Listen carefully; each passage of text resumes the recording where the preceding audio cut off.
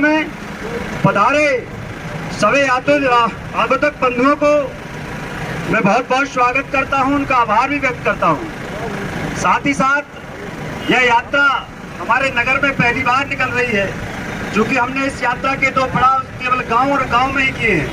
पहला हमने चौपड़िया धाम से लेके और अपना बाजना तक किया था। दूसरा हमने अपने आभार माई के चरणों से और भगवान तक किया था। तीसरा हमने आज नगर के बीच में किया है।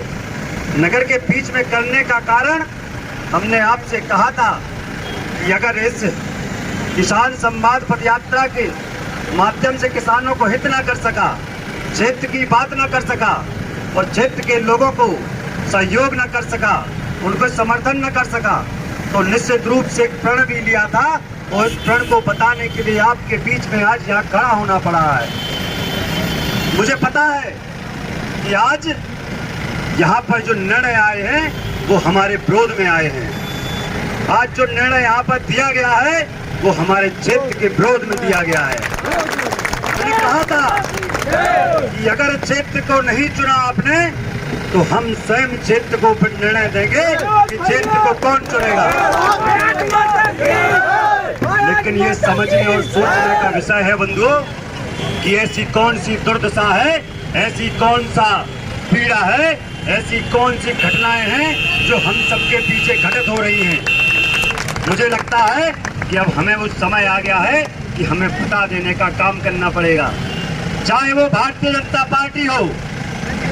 मैं ये डंके की चोट पे कह सकता हूँ कि अगर इसके पीछे संघ के स्वयं सेवक ना खड़े हो तो ये जनता पार्टी अपनी जमानत नहीं बचा सकती है। जनता पार्टी, चाहे वो कांग्रेस हो। मैं ये कहना चाहता हूँ कि अगर कांग्रेस का कार्यकर्ता कांग्रेस के पीछे खड़ा ना हो तो इस विधानसभा के अंदर अपनी जमानत नहीं बचा सकती।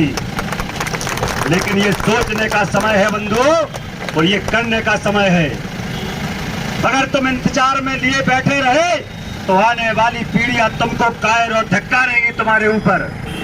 मैं पूछना चाहता हूं यहाँ प्रत्येक युवा से, प्रत्येक वरिष्ठ से, प्रत्येक यहाँ जो समझदार शुभचिंतक बैठे हैं इस विधानसभा के, मैं पूछना चाहता हूं आपसे कि क्या आप आने वाली पीढ़ियों को क्या देने वाले हैं। आज मनोज यादव ने क्षेत्र की बात उठाई तो मनोज यादव पे के यहीं के लोग अपराधियों के जैसे भाव करने लगे।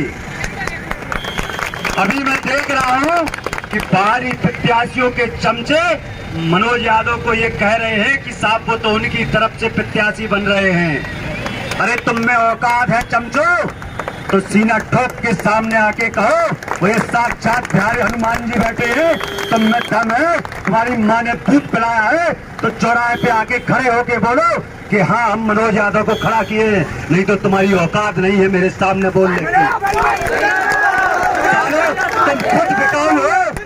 तुम खुद बिकाऊ हो और दूसरों को बिकने की बात करते हो।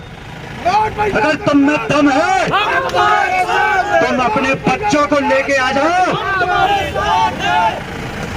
तुम में दम है जो ये कहते हैं कि मनोज यादव उनकी तरफ से खड़े हैं, मनोज यादव उनकी तरफ से खड़े हैं। अगर आप असली बाप के हो तो मैं चैलेंज करता हूं कि बाकी बिहारी और बजरंगबली के सामने आ जाओ। मैं दरवाजा खोलता हूं, तुम दरवाजा खोल दो और अपने बच्चों को लेके आना, क्योंकि आजकल फिर हरामखोर आदमी हो गए हैं कि साले तो अंदर से कुछ बोलते और बाहर कुछ करते हैं। अरे मनोज यादव बिकाऊ नहीं है, टिकाऊ है, टिकाऊ। तुम्हारी औकात है तो डंके की चोट पर तुमको चैलेंज करता हूँ। तुम रात को दारूखोरी करके कहते हो कि मनोज यादव के आज इतना पैसा पहुंच जाएगा। अरे तुम्हारी औकात है सामने खड़े होने की। चमचे हो, चमचे रहोगे और चमचे की औकात की तरह मेरे से बात करना, नहीं तो दिन दहाड़े गाड़ दूंगा। ये मेरा खुला चैलेंज है। तुम ये कहते हो कि मनोज यादव इतने में बिक गया, साले खुद बिकाऊ हो, मनोज यादव को चैलेंज करते हो। इस विधानसभा की इस बस स्टैंड से छोड़ा चैलेंज दे रहा हूं मैं।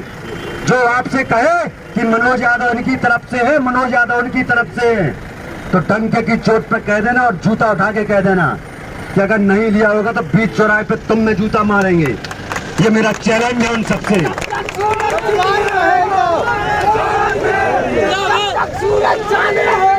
हमने साला जो पार्टी बनाई हमने जो पार्टी बनाई तुमने उन पार्टियों को छीनने का काम किया। भारतीय जनता पार्टी के वरिष्ठ कार्यकर्ताओं को तुमने दरकिनार करने का काम किया ना किया। बाहरी होके, और तुम हमको चैलेंज करने आए हो।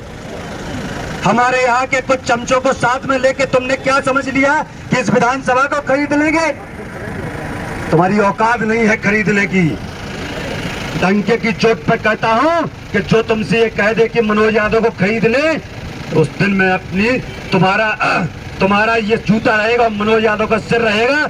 अगर कोई ये कह दे कि मनोज यादव ने एक पैसा किसी से लिया है, ये साक्षात बजरंग बली बैठे हैं। हे बजरंग बली, किसी ने अगर एक पैसे की किसी से बात की हो, और जो ये बात कर रहा है कि मनोज यादव इनकी तरफ से उनकी तरफ से, हे बजरंग बली अगर साक्षात हो तो याद रखना जो ये कह रहा है उनको भगवान दंड देना, और अगर मेरे मन में भी कुछ ऐसा हो तो मुझे दंड देना।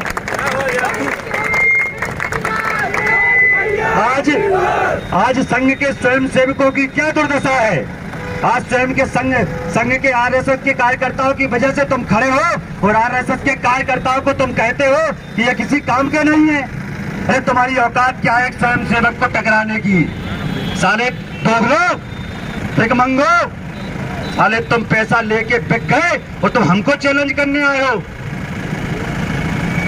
युवा साथियों, मर जाना लेकिन किसी की शरणागति स्वीकार नहीं करना, क्योंकि आने वाला भविष्य तुमसे सवाल पूछने वाला है। आने वाला भविष्य तुमसे ये पूछने वाला है कि ये गद्दारों ये कायर आए थे, ये कैसे यहाँ कब्जा कर गए, कैसे यहाँ राज कर गए। इस विधानसभा के वरिष्ठों को जिन जिन ने अपनी आहुति दे दी इस विधानसभा के अंदर, उनको कीड़ा मकोड़ा बना दिया गया, और हम शांत रहे। किनकी दम पे बना दिया गया? क्या अधिकार था कि कपूर चंद गोहरा जी को कीड़ा मकोड़ा बना दिया गया? क्या अधिकार था कि अर्जुन सिंह मान साहब ने इस धरा पर अपना जीवन समर्पित कर दिया, उनको कीड़ा मकोड़ा बना दिया गया? क्या अधिकार था कि आदरणीय चतुर्वेदी जी खरदोती वालों को कीड़ा मकोड़ा बन गया और किसी ने यहाँ सवाल तक खड़ा नहीं किया? क्या अधिकार था कि तुलसीदास लोधी सूरजपुरा खुर्द वालों को यहाँ पूरा कचरा बना दिया, कीड़ा मकोड़े बना दिया, और किसी ने सवाल खड़ा नहीं किया? कब तक मौन रहोगे? मौन रहोगे, काट दिए जाओगे, कुचल दिए जाओगे। अगर याद ना हो आपको तो मैं याद दिला देता हूँ, वह कुरुक्षेत्र, वह हस्तिनापुर की सभा याद कर लेना बंधु, कि जिसमें दोस्ती का हरण हो रहा था, और जो लोग मौन बैठे थे उनको मृत्यु प्राप्त हुई थी, मृत्यु। याद रखना, जो मौन रहेगा उसको आने वाले समय में मृत्यु प्राप्त होने वाली है, मृत्यु। और हम मृत्यु का आलिंगन करने वाले हैं। हम आवाज उठाएंगे, डंके की चोट पर उठाएंगे, और जिसमें जितना दम हो हमको रोक लेना। हम बारियों से डरने वाले नहीं हैं, ना हम तुम्हारी धमकियों से डरने वाले हैं। याद रखना, जिस दिन मुझ पर पलटवार करोगे तुमको जड़ से उखाड़ने का साहस और दम रखते हैं हम युवा हैं। अगर हम शांत और ठंडा चलते हैं तो हम शीतल कहलाते हैं।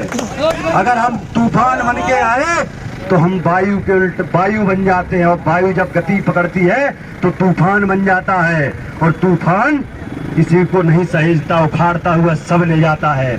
इसलिए बंधु, संकल्प ले लो कि आने वाले समय में इन गीदड़ भटकियों को देने वालों को हमको जवाब देना है। ये डरने का समय नहीं।